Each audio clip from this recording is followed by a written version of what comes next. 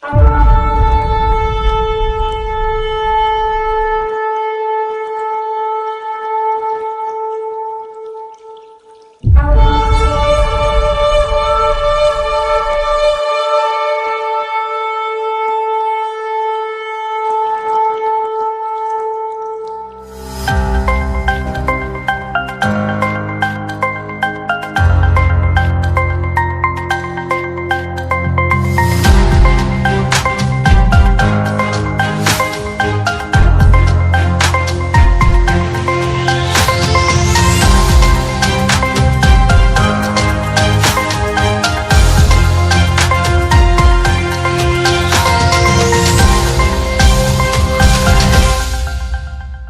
मसीह तपाईहरु सबैजनालाई र्याप्चर विषयमा आधारित बाइबल शिक्षाको यो श्रृङ्खलात्मक प्रसारणमा तपाईहरु सबैजनालाई फेरि पनि स्वागत छ र प्रसारणलाई अगाडि बढाउँदै आज म यसको 17औं एपिसोडलाई प्रस्तुत गरिरहेको छु र आजको यस भागमा पनि म ख्रीष्ट विरोधीको राज्यको समयमा हुने कतिवटा घटनाहरूलाई स्पष्ट पार्न लागिरहेको छु। विशेष यस भागमा म 10 वटा सिंह र 7 वटा शिरको अर्थ अनि त्यसको साथसाथै झुटा अगमवक्ता र ख्रीष्ट विरोधीको कार्यहरू विषय लिएर बताउन लागेको छु र यो 16औं अनि 17औं एपिसोडमा ख्रीष्ट विरोधीको राज्यको सुरुवात भन्ने बुँदामा आधारित शिक्षालाई प्रस्तुत गरिरहेको छु जो र्याप्चरको विभिन्न उद्देश्यहरू मध्येमा एउटा हो। अनि मैले यस प्रसारण अन्तर्गत यो बताइरहेको छु कि अन्तिम दिनमा घट्ने घटनाहरूमा सबैभन्दा पहिला र्याप्चरको घटना हुनेछ।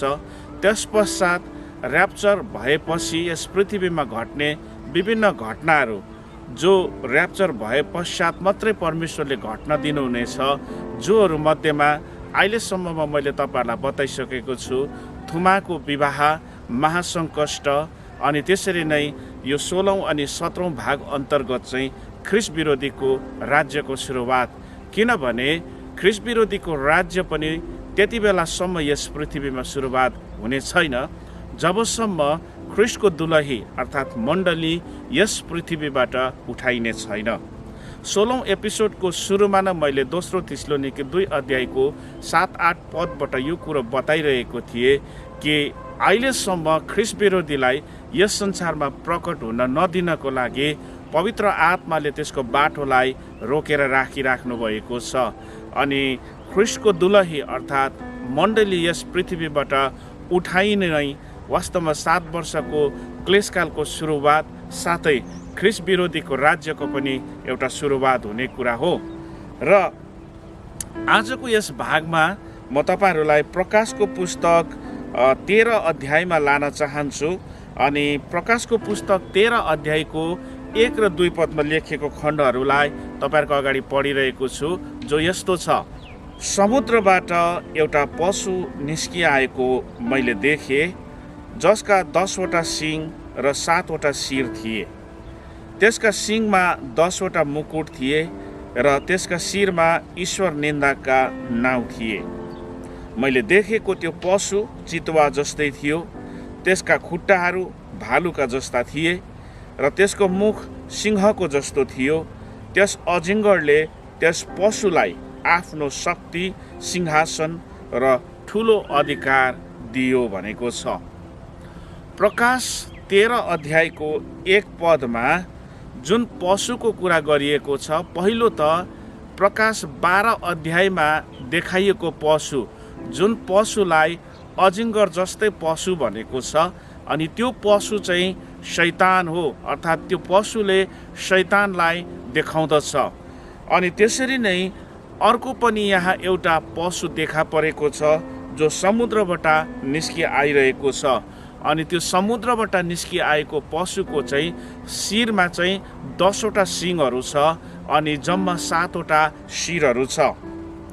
अनि यहाँ त्यो समुद्रबाट निस्कि आएको पशुको रूप कस्तो छ भन्ने कुरा यदि 2 पदलाई हेऱ्यौँ भनेदेखिलाई त्यहाँ चाहिँ त्यो चितुवा जस्तै छ अनि त्यसको खुट्टाहरू भालुको जस्तै छ अनि त्यसको मुख चाहिँ सिंहको जस्तो छ अनि त्यस अजिङ्गर जस्तो पशुले त्यो चितुवा जस्तो पशुलाई चाहिँ अधिकार अनि सिंहासन र शक्ति यो तीनवटा कुराहरू दिएको कुरा हामी पाउँदछौँ।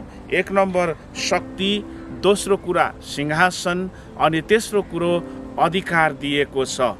यहाँ दुईटा पशुहरू छ, एउटा यो शक्ति, सिंहासन र अधिकार दिने पशु।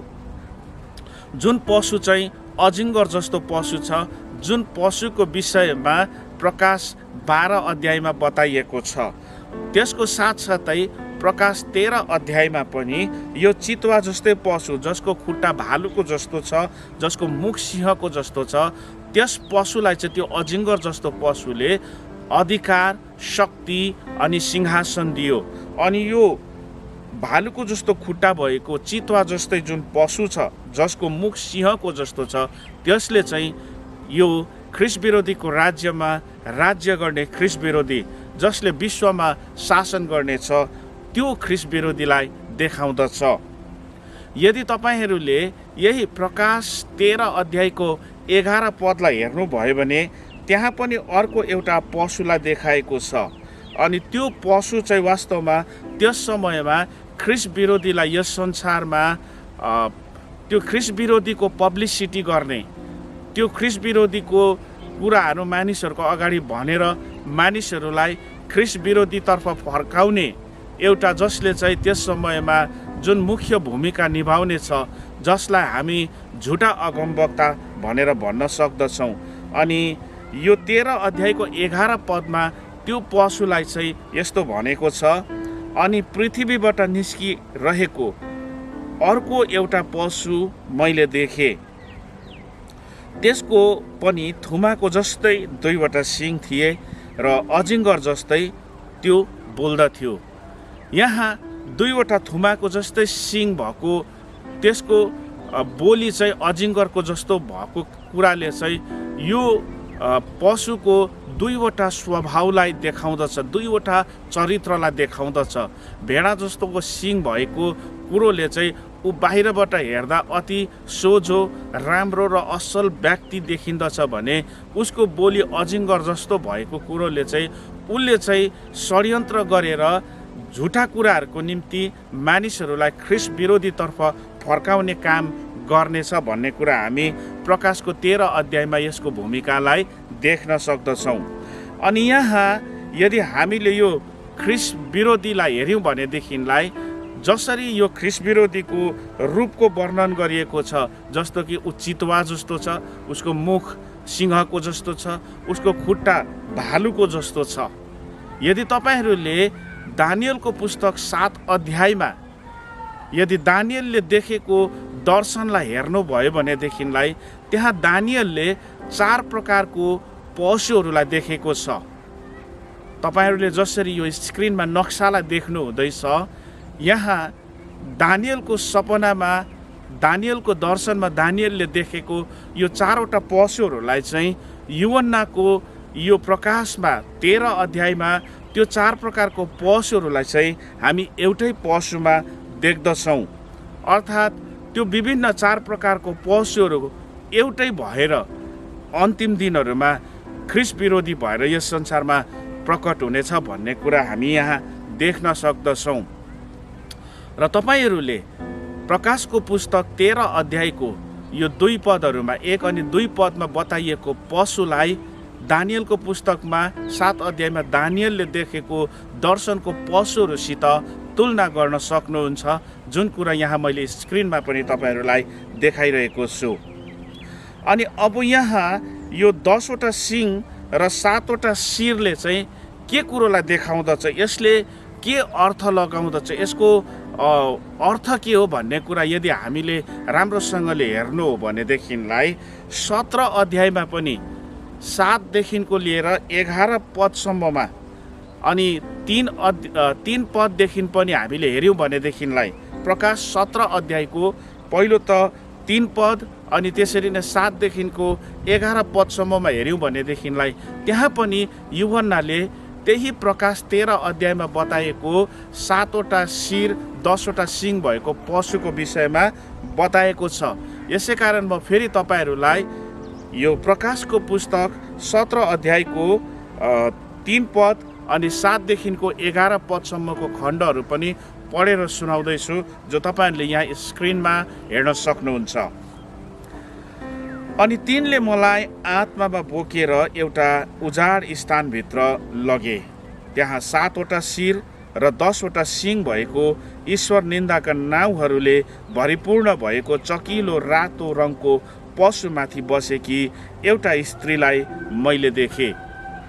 पहिलो मैले 3 पदलाई पढेँ अनि यहाँभित्र चाहिँ हामी अब यो 7वटा शिर र 10वटा सिङ भएको यो पशुलाई चाहिँ एउटा ईश्वर निन्दाको नाउँहरूले भरिपूर्ण भएको अनि चहकिलो रातो रङको पशुमाथि बसेको एउटी स्त्रीलाई मैले देखेँ। 13 अध्यायको 1 पदलाई हेऱ्यौँ भनेदेखिलाई यो पशु समुद्रबाट बाहिर निस्किरहेको छ अनि समुद्रले चाहिँ जनसमर्थन मानिसहरूको भिडलाई देखाउँदछ।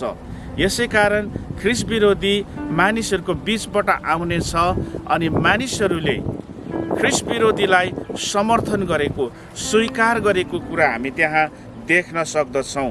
वास्तवमा यो चहकिलो रातो रङको पशुमाथि बसेकी जुन स्त्री छ, यो स्त्रीले चाहिँ यो अन्तिम दिनहरूमा संसारमा ख्रिस्ट विरोधीले ल्याउने विश्व धर्मलाई देखाउँदछ। यो एउटा विश्व धर्मको नक्सा हो। मैले अघिल्लो प्रसारणमा तपाईँहरूलाई यो कुरो बताएँ कि अन्तिम दिनमा ख्रिस्ट विरोधीले यो संसारमा राज्य गर्नको लागि 3वटा विशेष माध्यमहरू अपनाउने छन् अनि त्यो माध्यमहरूमा एउटा छ विश्व धर्म, दोस्रो छ विश्व सरकार अनि तेस्रो छ वान वर्ल्ड इकोनोमी। र यो 3वटा कुराहरूलाई विश्वमा ल्याउनको लागि अहिले थुप्रै ख्रिस्ट विरोधीहरूले भित्रभित्रै एउटा न्यू वर्ल्ड अर्डरलाई ल्याउन प्रयासरत छन् अनि त्यसमा यो 3 प्रकारको सिद्धान्तहरू अपनाइनेछ, जसको माध्यमबाट चाहिँ ख्रिस्ट विरोधीले यस संसारमा राज्य गर्नेछ।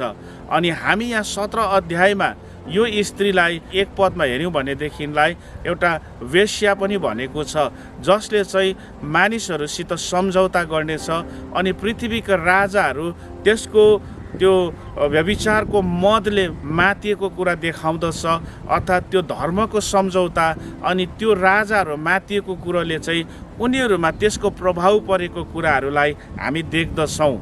अनि त्यसरी नै एउटा रहस्य बेबिलोन पनि भनेको छ, जसले पनि त्यो विश्व धर्मलाई देखाउँदछ। किनभने संसारमा मूर्ति पूजा अनि धर्म तन्त्र मन्त्रको कुराहरूलाई सुरुवात गर्ने त्यसको गढलाई हामीले हेऱ्यौँ भनेदेखिलाई त्यसलाई चाहिँ हामी बेबिलोनबाट सुरुवात भएको देख्दछौँ। अनि बेबिलोनको सुरुवात गर्ने बाबेलको पहिलो जो संस्थापक नै भनौँ, निम्रोदको नाम हामी उत्पत्तिमा देख्दछौँ भने त्यसले नै सुरुमा ख्रिस्ट विरोधीलाई प्रतिनिधि गरेको कुरा हामी देख्दछौँ।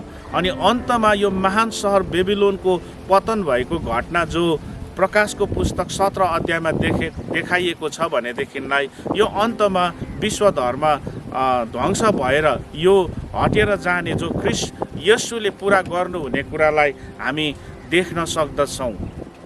अनि त्यसरी नै अब 7 देखिको लिएर 11 पदसम्ममा पढ्यौँ भनेदेखिलाई फेरि त्यो 10वटा सिङहरू र 7वटा शिरहरू के हुन् भन्ने कुरालाई यूहन्नाले थप यहाँनिर बताएको छ। अनि त्यो के हो भनेदेखिलाई, तब ती स्वर्गदूतले मलाई भने, तिमी किन अचम्म मान्दछौ? त्यो स्त्री र त्यसलाई बोक्ने 7 शिर र 10 सिङ भएको पशुको रहस्य म तिमीलाई बताउने छु। अब पद 7मा यो कुरो स्वर्गदूतले यूहन्नालाई भनिरहेको छ कि तिमी किन अचम्म मान्दछौ? त्यो स्त्रीलाई बोक्ने 7 शिर र 10वटा सिङ भएको पशुको रहस्य म तिमीलाई बताउने छु। अनि यहाँ 8 पददेखि हेऱ्यौँ भनेदेखिलाई तिमीले देखेको त्यो पशु एक समय थियो तर अब छैन र सर्वनाशमा जान अतल कुण्डमा त्यो माथि उक्लन लागेको छ। अनि पृथ्वीका बासिन्दाहरू जसका नाउँ संसारको उत्पत्तिदेखि जीवनको पुस्तकमा लेखिएको छैनन्, तिनीहरू त्यस पशुलाई देखेर अचम्म मान्नेछन्, किनकि त्यो एक समय थियो तर अब छैन र पछि आउनेछ। बुद्धिमत्ता यसैमा छ, 7 शिर 7 पर्वतहरू हुन् जसमाथि त्यो स्त्री बसेकी छे। अनि यो 7वटा शिरहरू चाहिँ 7वटा पर्वतहरू पनि हुन् भनेको छ। अनि हामीले यदि यसलाई राम्रोसँगले हेऱ्यौँ भनेदेखिलाई के कुरो थाहा लाग्छ भने साङ्केतिक रूपमा यसले रोमलाई सङ्केत गरेको छ, किनभने रोम चाहिँ 7वटा पर्वतहरूको बिचमा बसेको नगर हो। यसै कारण रोमलाई चाहिँ सिटी अफ 7 हिल्स पनि भनेर भन्दछ। अनि त्यसरी नै यहाँनिर 7वटा शिरहरू चाहिँ 7वटा राजाहरू पनि हुन् भनेको छ।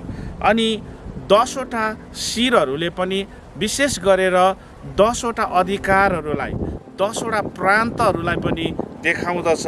यदि हामीले सुरुमा उत्पत्तिको पुस्तक 15 अध्यायमा हेऱ्यौँ भनेदेखिलाई परमेश्वरले इजरायलीहरूलाई जुन प्रतिज्ञाको देश कनान दिएको थियो, अधिकार गर्नुपर्ने त्यो कनानको देशहरूमा पनि जम्मा 10वटा राज्यहरू थियो, 10वटा राजाहरू, जसहरूको विषयमा हामी यस्तो लेखिएको पाउँदछौँ। तिनीहरू कोहरू थियो भन्दाखेरि केनी, कनज्जी, कदमोनी, हित्ती, परिज्जी, रपाई, एमोरी, कनानी, गिर्गासी र युबसीहरूको देशहरू। यो विभिन्न 10वटा देशहरू कनानभित्र पर्दथ्यो। अनि इजरायलीहरूले पनि त्यो 10वटा देशहरूलाई जितेर त्यसलाई अधिकार गर्न पर्दथ्यो। अनि त्यसरी नै दानियलको पुस्तक 2 अध्यायमा पनि नपुकदनेजर राजाले जुन सपनाको मूर्ति देखेको थियो, त्यो मूर्तिको रहस्यलाई जब दानियलले अर्थ खोल्दै जाँदाखेरि त्यो मूर्तिमा भएको विभिन्न धातुहरूले विभिन्न युगका राजाहरूलाई देखाउँदछ। जस्तो कि त्यो विशाल मूर्तिको सबैभन्दा माथिल्लो भाग चाहिँ सुनको थियो, अनि त्यो सुनको शिरले चाहिँ बेबिलोनको राज्यलाई देखाउँदछ। अनि त्यसरी नै त्यहाँदेखि अलिकति मुनिको चाँदीको जुन हात र छातीको भाग छ त्यसले चाहिँ फारसी र मादी राज्यलाई देखाउँदछ। अनि त्यसरी नै पित्तलको पेट र फिलाको भागले चाहिँ ग्रिक राज्यलाई देखाउँदछ। ग्रिस जो युनानी राज्य सिकन्दर महानको राज्यलाई देखाउँदछ। अनि फलामको गुडा जो छ त्यसले चाहिँ रोम साम्राज्यलाई देखाउँदछ भनेदेखिलाई त्यहाँदेखि मुनिको जुन खुट्टाको भाग छ त्यहाँ चाहिँ फलाम र माटो मिश्रित छ। अनि त्यो खुट्टाको फलाम र माटोको मिश्रित भाग त्यहाँनिर जम्मा खुट्टाको 10वटा औँलाहरूलाई पनि देखाएको छ। अनि त्यो 10वटा औँलाले पनि जसरी उत्पत्तिको मैले 15 अध्यायको 19 र 20मा 10वटा देशहरू जो कनानभित्र पर्दछ, ठिक त्यसरी नै यहाँ प्रकाशको पुस्तक 17 अध्यायमा अनि 7 देखिको 11 सम्ममा, अनि त्यसरी नै प्रकाशको पुस्तक 13 अध्यायको 1-2 पदमा पनि जुन 10वटा सिंहहरू छ त्यसले यही कुरोलाई देखाउँदछ। अनि नपुकदनेजर राजाले देखेको त्यो सपनाको जुन मूर्ति छ, मूर्तिको त्यो फलाम र माटोको मिश्रित भागमा दर्शनमा सपनामा उसले देख्दछ चट्टानको एउटा ढुङ्गा आएर उसको त्यो खुट्टाको भागमा लाग्दछ। अनि त्यो ढुङ्गा हेर्दा हेर्दै त्यो बढेर एउटा यस्तो विशाल ढुङ्गा बनिँदछ जसले सारा पृथ्वी ढाक्दछ। वास्तवमा त्यसले चाहिँ ख्रिस्टको राज्यलाई जो 1000 वर्षको राज्य आउन लागेको छ त्यसलाई सङ्केत गर्दछ।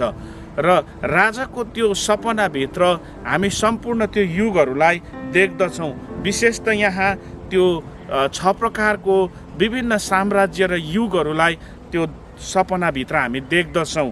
अनि त्यसरी नै प्रकाशको पुस्तक यहाँ 17 अध्यायमा जुन 5वटा राजाहरूको कुरा गरेको छ, अनि 6औँ अहिले छँदैछ र 7औँ जो त्यसैबाट निस्किए आउनेछ जो पछि त्यो चाहिँ त्यसमध्येको एउटा 8औँ हुन्छ भन्ने कुरा बताइएको छ 10 पदमा।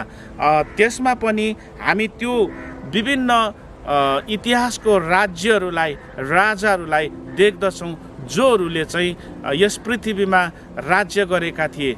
अनि नबुकदनेजर राजाको त्यो सपनाको जुन मूर्ति थियो, त्यो मूर्तिका विभिन्न धातुहरूले सङ्केत गरेको राज्यहरूले पनि एक समयमा यस पृथ्वीमा शक्तिशाली राज्य भएर राज्य गरेका थिए। अनि विशेष चाहिँ ती प्रत्येक राज्यहरूले, ती प्रत्येक राजाहरूले चाहिँ इजरायलीहरूलाई सताएका थिए। अनि यहाँ विशेष गरेर 10 पदले भनेका छन्, ती 7 राजाहरू पनि जो हुन् 5 जनाको अगाडिबाटै पतन भइसकेको छ, अनि एउटा चाहिँ छँदैछ र अर्को अझै आएको छैन भनेको छ। यो भनाइको अर्थ चाहिँ के हो भनेदेखिलाई त्यो 7वटा शिरहरूले जुन राजाहरूलाई सङ्केत गरेको छ, या त्यसको अर्थ के हो भनेदेखिलाई पहिलो यहाँ यो शिरहरू मध्येमा पहिलोले चाहिँ मिश्रलाई देखाउँदछ, इजिप्टलाई देखाउँदछ भनेदेखिलाई दोस्रो चाहिँ यसले असुरहरूलाई देखाउँदछ, अनि तेस्रो चाहिँ बेबिलोनहरूलाई देखाउँदछ। अनि बेबिलोनदेखिको जुन अन्य राज्यहरू छ त्यसको विषयमा चाहिँ मैले अहिले भर्खर दानियल 2 अध्यायमा नबुकदनेजर राजाको सपनाको मूर्तिबाट पनि बताइरहेको थिए, जो बेबिलोन अनि बेबिलोन पश्चात आउने मादी। अनि यहाँसम्मको जुन छ यी राज्यहरू चाहिँ पहिलाबाट नै पतन भइसकेका, जम्मा 5वटा फारसी मादी पश्चात आउने ग्रिक, अनि ग्रिक पश्चात आएको अर्को राज्य जो शक्तिशाली थियो त्यो चाहिँ रोम थियो। तर तपाईँहरूलाई बताइदिउँ कि वास्तवमा रोम चाहिँ पछिबाट गएर पतन भएको साम्राज्य होइन, तर रोम चाहिँ विघटन भएको राज्य हो। र धेरै बाइबल विद्वानहरूले पनि यो कुरो बताएको छ कि प्रकाशको पुस्तक 17 अध्यायमा त्यो पशुमाथि बसेको स्त्री अनि यो अन्तिम दिनमा आउने जुन 7औं राजा छ, अर्थात् ख्रिस्ट विरोधीले जुन राज्य गर्नेछ, जसलाई चाहिँ पुनर्गठित रोम भनेर पनि भनिरहेका छ।